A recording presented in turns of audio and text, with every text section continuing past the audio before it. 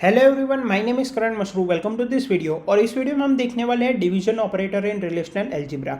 Now हो सकता है कि ये काफ़ी लोगों को क्लियर ना हो, ठीक है, ये थोड़ा सा कंफ्यूजिंग हो सकता है, बट अगर आप ये वीडियो कंप्लीटली देखेंगे तो आपको डिवीजन ऑपरेटर कंप्लीटली समझ में आ जाएगा। इसको हम प्राइमरी ऑपरेटर्स में क्यों इंक्लूड नहीं करते वो आने वाले वीडियोज में हम देखेंगे। Okay, so first of all division operator is represented like this. अगर मैं दो relation instances R1 and R2 के बीच में डिवीजन ऑपरेटर अप्लाई करता हूं, then it will look like this, R1 division R2। Okay, now अगर मुझे दो रिलेशन इंस्टेंसेस के बीच में डिवीजन ऑपरेशन परफॉर्म करना है R1 और R2 के बीच में, तो उसके लिए नेसेसरी कंडीशन क्या है? नेसेसरी कंडीशन ये है कि R2 का जो स्कीमा होगा, मतलब कि R2 में जो एट्रीब्यूट्स होंगे वो R1 के एट्रीब्यूट्स का सबसेट होने चाहिए। Okay, so I will write down necessary condition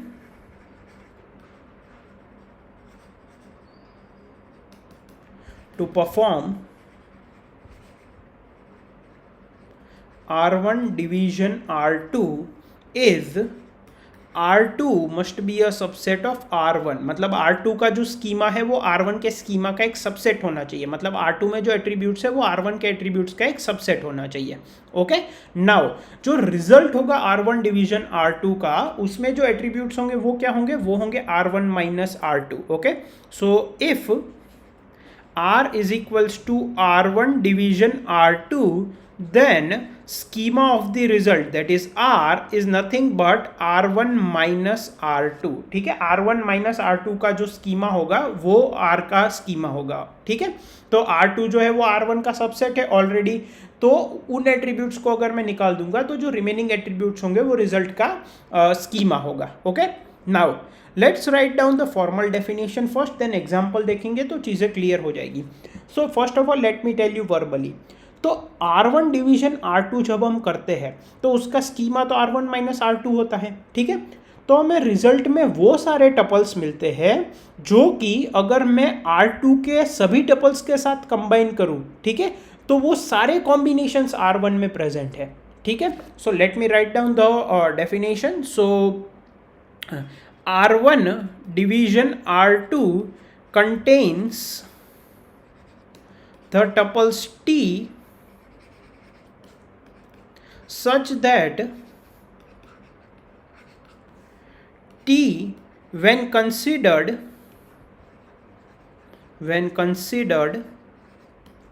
with every combination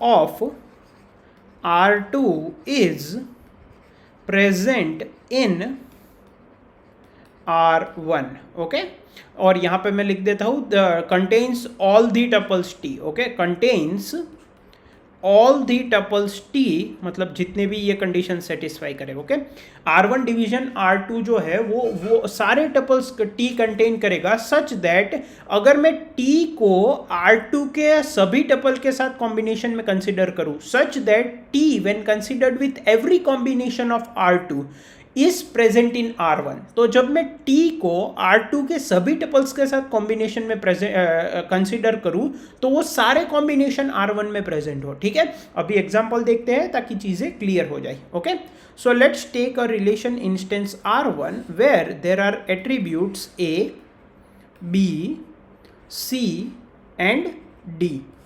Let's take another relation instance R2 where the attributes are C and D। Here in R1, let's say we have some of the tuples such that A1, B1, C1, D1, A2, B2, let me just change it.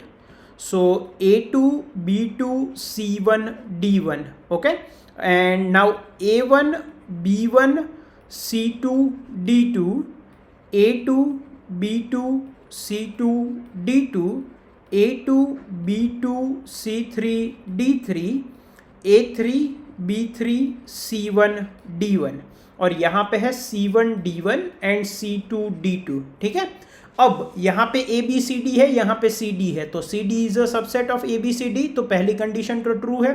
तो हमारा जो R1 division R2 होगा उसमें क्या क्या attributes होंगे, R1 minus R2, right, R1 minus R2 मतलब कि A B C D minus C D, so A B बचेंगे, right, so you will have A and B in the result, ठीक है।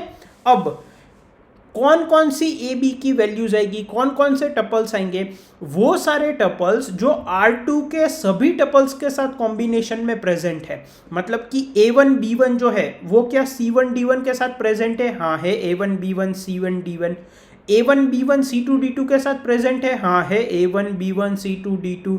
तो A1 B1 जो है वो R2 के सभी टपल्स के साथ कॉम्बिनेशन में प्रेजेंट है, right, A1 B1 C1 D1 भी R1 में प्रेजेंट है, A1 B1 C2 D2 भी R1 में प्रेजेंट है, राइट। तो A1 B1 is present in R1 with all the combinations of R2, तो A1 B1 हमारे आंसर में आएंगे, ठीक है। फिर A2 B2 C1 D1, A2 B2 C1 D1 के साथ कॉम्बिनेशन में प्रेजेंट है, A2 B2 C2 D2 C2 D2 के साथ भी कॉम्बिनेशन में प्रेजेंट है, A2 B2 C3 D3 C3 D3 के साथ भी कॉम्बिनेशन में A2 B2 प्रेजेंट है, बट उससे हमें कोई प्रॉब्लम नहीं है।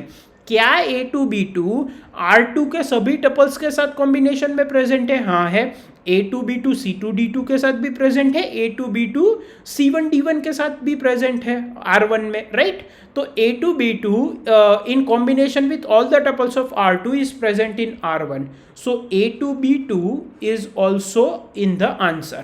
नाउ A3 B3 जो है वो सिर्फ C1 D1 के साथ कॉम्बिनेशन में प्रेजेंट है, A3 B3 C2 D2 के साथ कॉम्बिनेशन में R1 में प्रेजेंट नहीं है, मतलब कि A3 B3 R2 के सभी टपल्स के साथ कॉम्बिनेशन में R1 में प्रेजेंट नहीं है, सो A3 B3 will not be in our answer, ठीक है।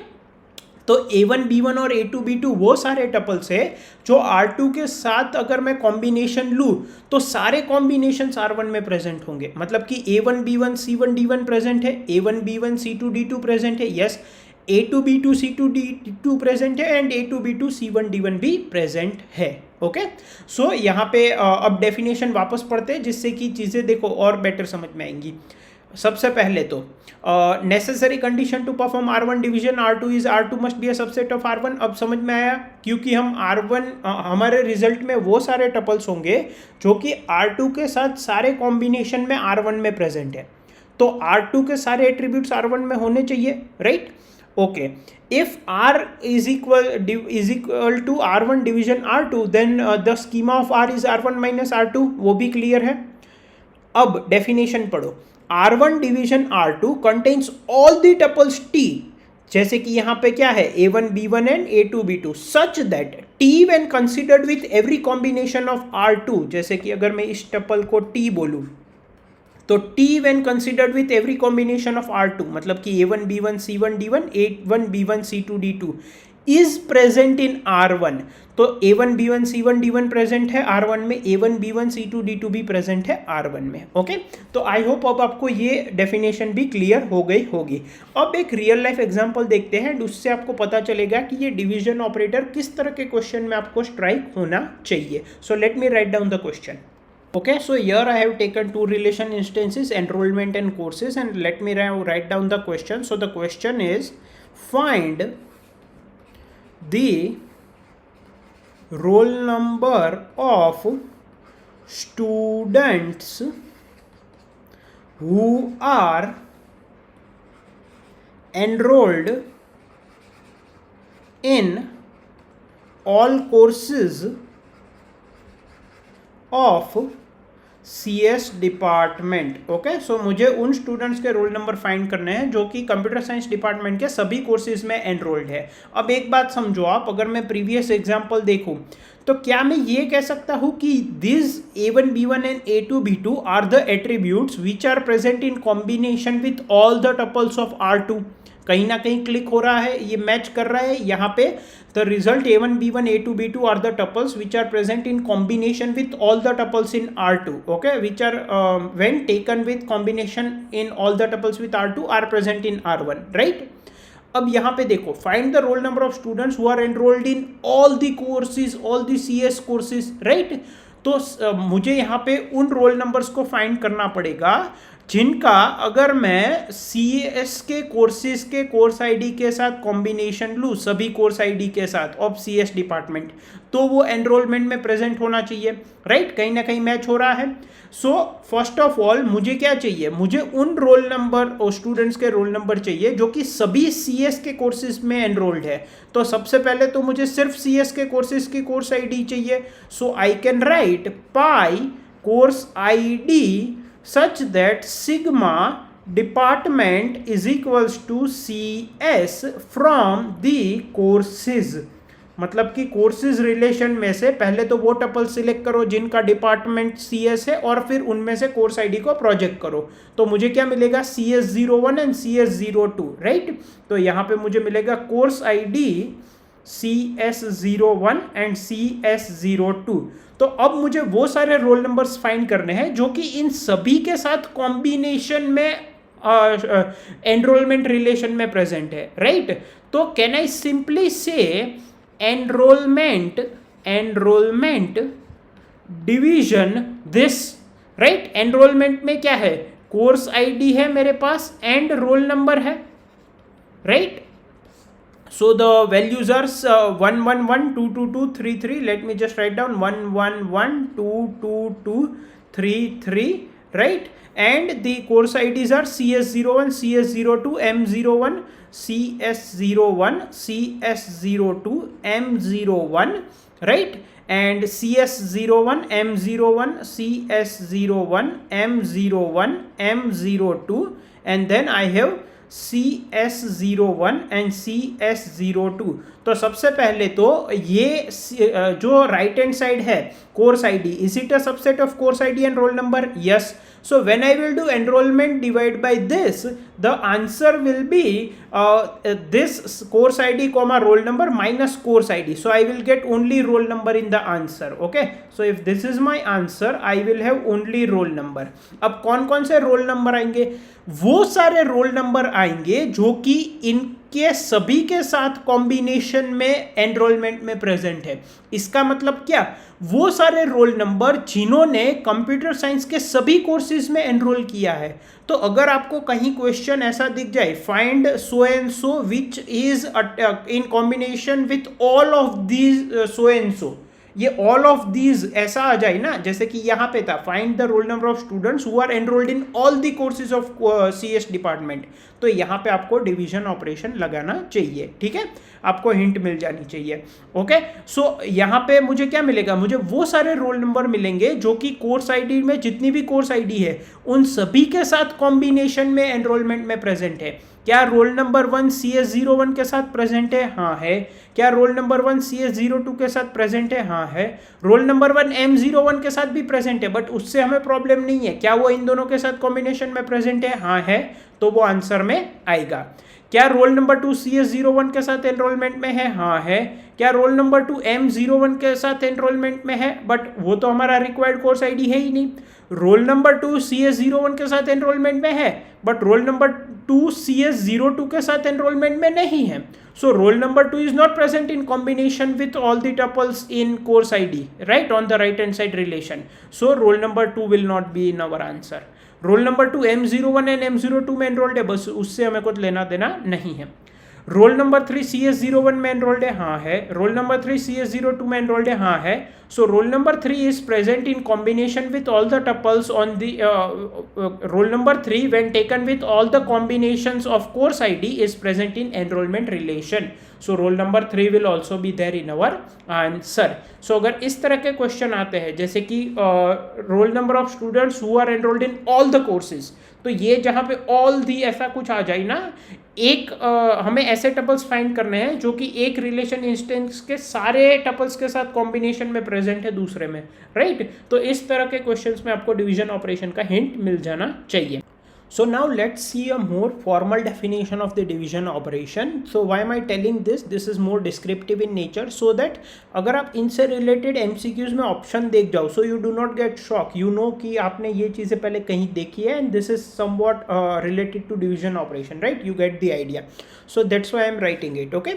So first of all, R division S R division S has schema R minus S, ठीक है। अगर मैं दो रिलेशन इंस्टेंसेस R और S के बीच में डिवीजन ले रहा हूँ जहाँ पे इसका स्कीमा R है और इसका स्कीमा S है, तो डिवीजन में स्कीमा होगा R minus S, okay.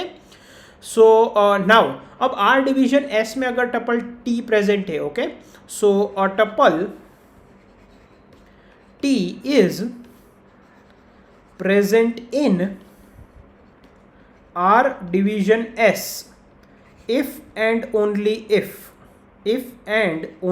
if first ये जो टपल टी है, ठीक है, उनसे मैचिंग वैल्यूज R में प्रेजेंट होनी चाहिए। फॉर एग्जांपल अगर मैं इसको R बोल देता हूँ एंड इसको S बोल देता हूँ, तो यहाँ पे रिजल्ट में एक टपल है जिसमें रोल नंबर की वैल्यू है 1, तो R में भी रोल नंबर एट्रीब्यूट्स में कहीं ना कहीं 1 होना चाहिए।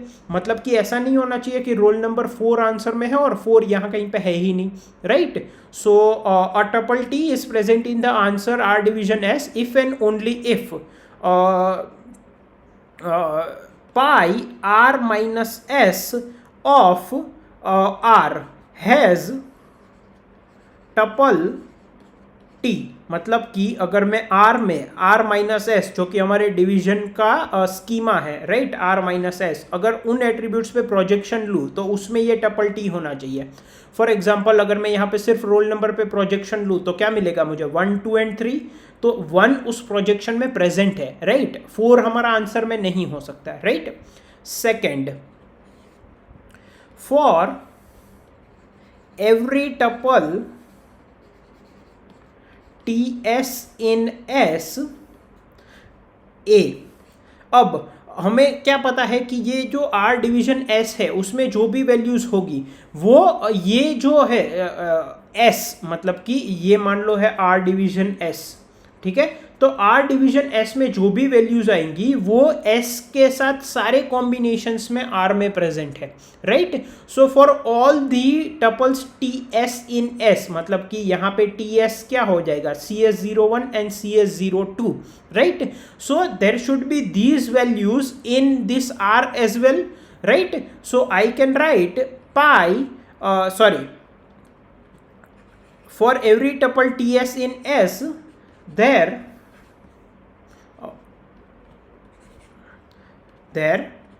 must be a tuple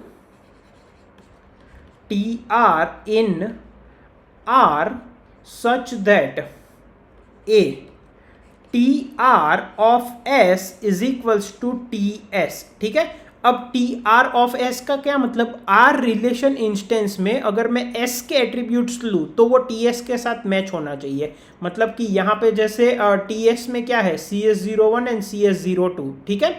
तो क्या यहाँ पे ऐसा कोई एट्रीब्यूट है अगर जिसमें मैं S एट्रीब्यूट्स की वैल्यू लूँ, जैसे कि यहाँ पे क्या यहाँ पे ऐसा कोई टपल है जिसमें कि अगर मैं S एट्रीब्यूट्स की वैल्यू लूँ, मतलब कि कोर्स ID की, तो वो प्रेजेंट होने चाहिए TS के बराबर। मतलब कि यहाँ पे CS01 CS01 CS02 CS02 CS01 CS01 CS02 ये तो प्रेजेंट है। And for when you take TR of R minus S this must match the relation R T, okay. मतलब कि अगर आप इसमें जो R डिवीजन S है उसके एट्रीब्यूट्स लेंगे, ठीक है, तो आपको वो आंसर के बराबर मिलना चाहिए। एक एग्जांपल ले लेते हैं, ठीक है। देखो R division S has a schema R minus S और tuple T is present in R division S if and only if. तो मान लो ये टपल T है हमारा, ठीक है, 1। Now this is present in the answer if and only if pi R minus S of R has tuple T। अगर मैं relation instance R पे R माइनस S एट्रीब्यूट्स का प्रोजेक्शन लूँ, मतलब कि R माइनस S एट्रीब्यूट्स यहाँ पे क्या है, रोल नंबर, अगर उनका एट्रीब्यूट लूँ प्रोजेक्शन लूँ तो उसमें 1 प्रेजेंट होना चाहिए। तो अगर मैं रोल नंबर पे प्रोजेक्शन लूँ तो यहाँ पे 1 प्रेजेंट है, हाँ है। Second, for every tuple TS in S there must be a tuple TR in R।